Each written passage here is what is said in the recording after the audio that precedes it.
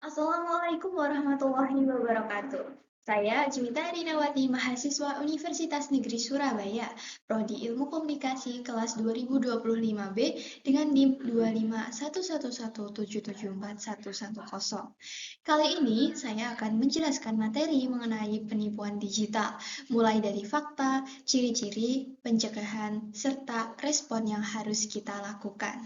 Video ini merupakan tugas untuk mata kuliah literasi digital yang diampu oleh Bapak Aziz Suroni, Eskom Mko. Langsung saja ke materi. Dalam presentasi kali ini akan terdapat 6 agenda. Yang pertama, seberapa maraknya penipuan digital. Kedua, apa itu penipuan digital. Ketiga, kondisi sekarang. Keempat, ciri-ciri penipuan. Kelima, strategi pencegahan. Dan yang terakhir adalah respon jika sudah terjadi. Next, seberapa marak sih penipuan digital? Di level global, penipuan digital bukan lagi kejahatan kecil-kecilan. Setiap tahun, dunia kehilangan sekitar 1 triliun US dollar akibat kejahatan digital berbagai bentuk. Sejak pandemi COVID-19 pada tahun 2020, kasus naik lebih dari 300% karena hampir semua aktivitas berpindah ke online. Belanja, kerja, perbankan, dan banyak orang juga belum siap secara literasi digital. Kawasan Asia Tenggara, khususnya Myanmar, Kamboja, dan Laos, menjadi pusat operasi sinkidat penipuan digital internasional. Di sana banyak sekali scam center, gedung yang diisi orang-orang yang sebagian besar korban trafficking, yang dipaksa menipu orang lain secara online setiap hari. Di Indonesia, bukan sekedar ikut-ikutan tren global saja, kita ada di posisi yang sangat mengkhawatirkan. Peringkat 2 dari 112 negara paling rawan penipuan digital menurut Global Fraud Index 2025. Dalam 1 tahun, November 2024 sampai Oktober 2025, menurut OJK atau IASC menerima kurang lebih 299.000 laporan penipuan digital dengan total kerugian mencapai 7 triliun. Tingkat penipuan online naik drastis dari 10,5% pada tahun 2023 menjadi 32,5% pada tahun 2024 menurut APJII. Yang paling mengejutkan, survei Gaza 2025 menemukan 86% warga RI merasa percaya diri bahwa bisa mengenali penipuan, tapi 35% dari mereka tetap jadi korban. Ini disebut dengan paradoks kepercayaan. Kita merasa tahu, tapi ternyata belum cukup waspada. Lalu, apa itu penipuan digital? Definisi sederhana penipuan digital adalah kejahatan yang dilakukan lewat media digital atau internet untuk mengelabui korban demi mendapatkan keuntungan ilegal. Bisa berupa uang, data pribadi, atau akses ke akun. Bedanya dengan penipuan konvensional, pelaku bisa berada di belahan dunia manapun. Identitasnya mudah disembunyikan dan satu orang bisa menipu ribuan korban sekaligus. Lalu kondisi nyata sekarang ini penting dipahami bahwa agar kita tidak meremehkan ancamannya. Platform yang paling sering digunakan penipu adalah SMS atau telepon dengan 64,1%, media sosial 12,3%, WhatsApp 9,1%, dan website 8,9%. Artinya, ancaman bisa datang dari saluran komunikasi yang kita pakai sehari-hari. Lalu siapa korbannya? Dua kelompok paling rentan adalah generasi muda yang aktif di media sosial atau terlalu percaya diri, dan lansia yang memang kurang terpapar literasi digital. AI memperparah situasi dan penipu kini menggunakan deepfake atau voice cloning meniru suara orang yang dikenal dan chatbot palsu yang sangat meyakinkan. Semakin sulit dibedakan mana yang asli dan palsu, modus-modus terbaru yang perlu diwaspadai adalah undangan pernikahan digital yang berisi malware, terus lowongan kerja palsu via WhatsApp, dan QR kode palsu di tempat umum.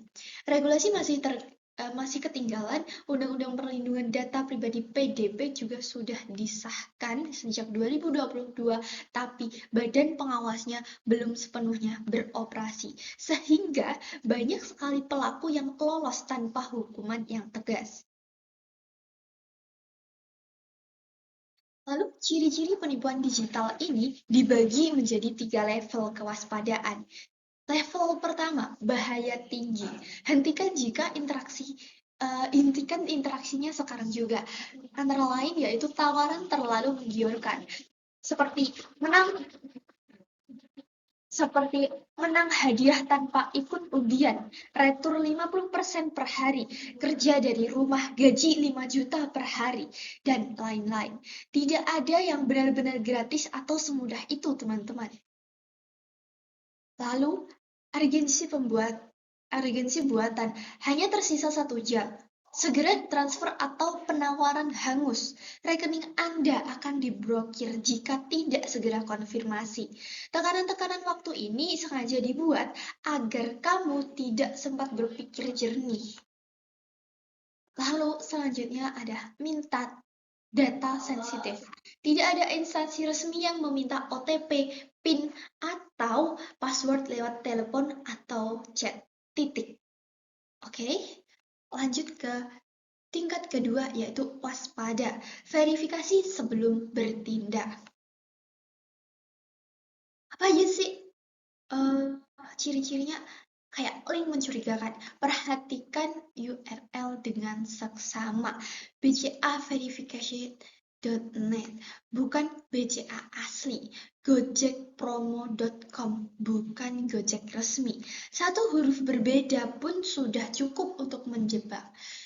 Nah, selanjutnya adalah akun tanpa verifikasi. Tidak ada centang biru, foto profil blur, atau diambil dari internet. Akun baru dibuat beberapa hari lalu. Itu bisa menjadi ciri-cirinya. Contoh lain, ada rekening pribadi. Transaksi resmi selalu ke rekening atas nama perusahaan atau lembaga, bukan nama orang. Lalu ciri-ciri selanjutnya yaitu kategori perhatikan. Bisa jadi tanda awal. Contohnya bahasa tidak profesional, banyak typo, tata bahasa aneh, logo buram, atau tidak proporsional. Selanjutnya, tidak bisa diverifikasi. Tidak ada alamat fisik, nomor telepon resmi, atau legalitas yang bisa dicek.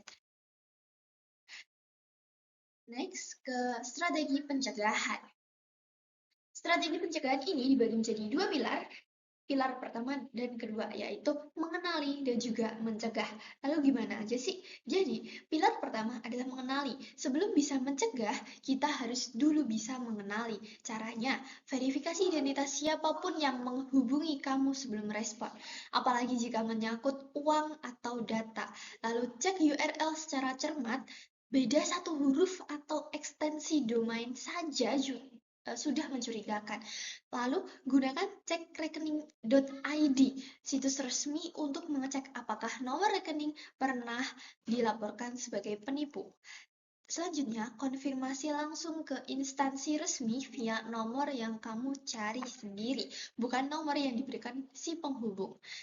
Selanjutnya, selalu ingat, tidak ada yang benar-benar gratis di dunia. Dan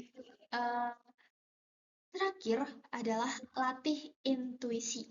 Jika ada perasaan, ini terlalu bagus nih untuk jadi kenyataan. Next, lanjut. Oke. Pilar yang kedua adalah mencegah. Setelah bisa mengenali, perkuat pertahanan diri.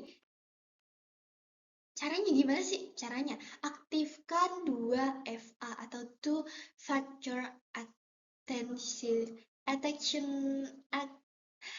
Authentication. Two Factor Authentication di semua akun penting. email, perbankan, media sosial, dan lain-lain yang kamu anggap penting. Lalu selanjutnya, jangan pernah pakai WiFi publik untuk transaksi keuangan apapun. Rutin ganti password dan gunakan password yang berbeda untuk setiap akun dan pertimbangkan password manager. Selanjutnya, jangan klik link sembarangan meski datang dari nomor yang dikenal. Akun teman bisa saja sudah diretas. Selanjutnya nih, batasi informasi pribadi di media sosial. Nomor HP, tanggal lahir, nama ibu kandung adalah data yang sering banget dimanfaatkan oleh penipu.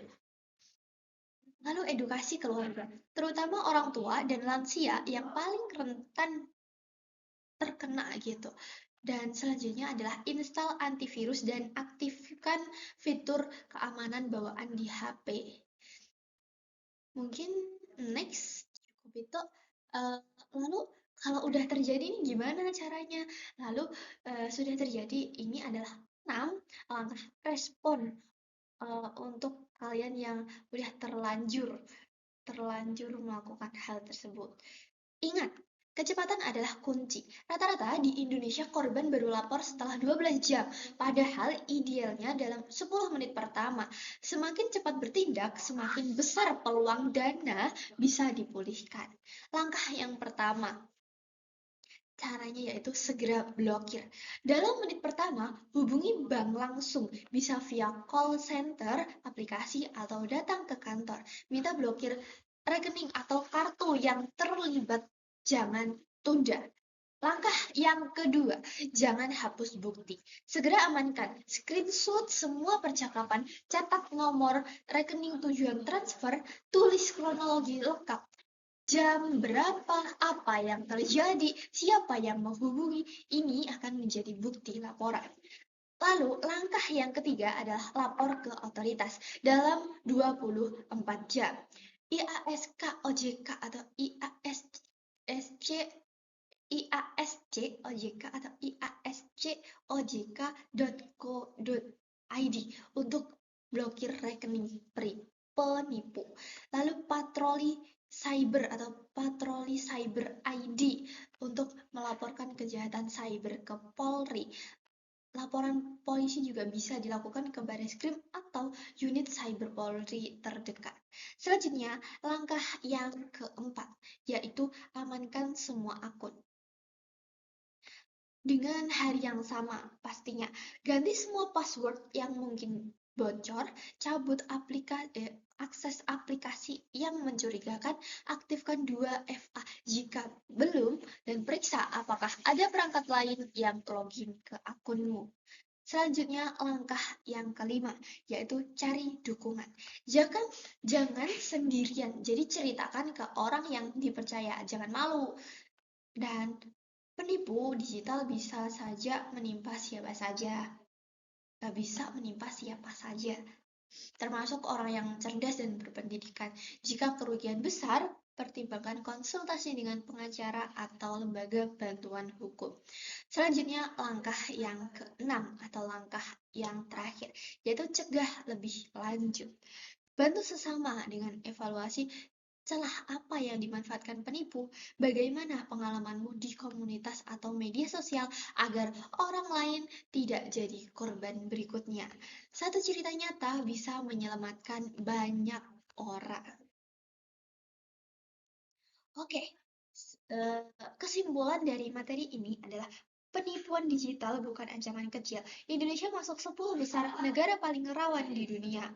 Modus makin canggih dari phishing biasa hingga deepfake berbasis AI yang sulit dideteksi.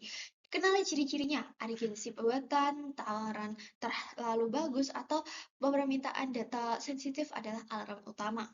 Dua pilar pencegahan, yaitu mengenali dan mencegah, adalah fondasi keamanan digital kita. Jika sudah terjadi, blokir segera, amankan bukti, dan lapor dalam 24 jam. Sekian, terima kasih pemaparan materi dari saya. Wassalamualaikum warahmatullahi wabarakatuh.